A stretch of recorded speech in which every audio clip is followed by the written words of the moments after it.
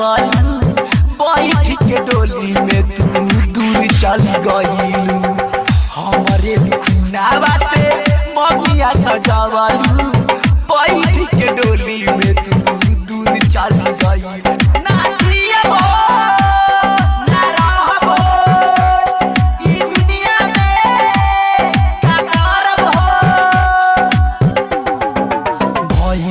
कसूर हम इतने पूछतानी बन गई शराबी हम तोरे चलते रानी भइल का कसूर हम इतने पूछतानी बन गई शराबी हम तोरे चलते रानी रानी रानी हम ये मुझे चाहत नहीं तोरा से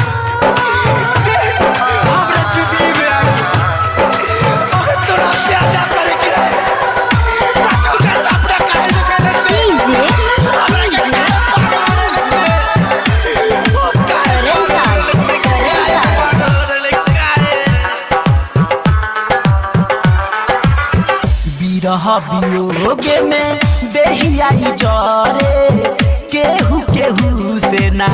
प्यार अब करे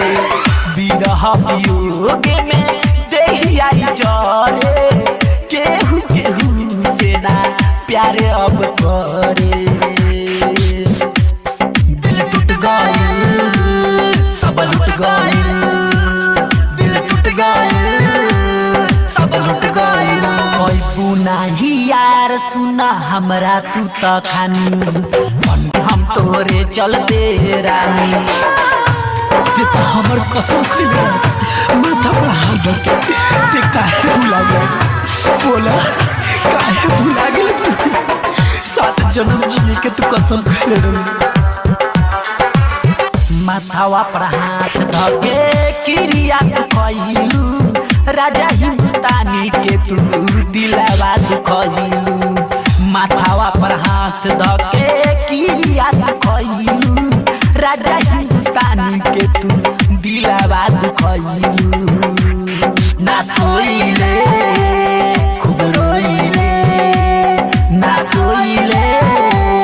खूब रोइले सुना परदीप मनोज हमारी कहानी बन गई शराबी हम तोरे चलते रानी पैबू नाही यार।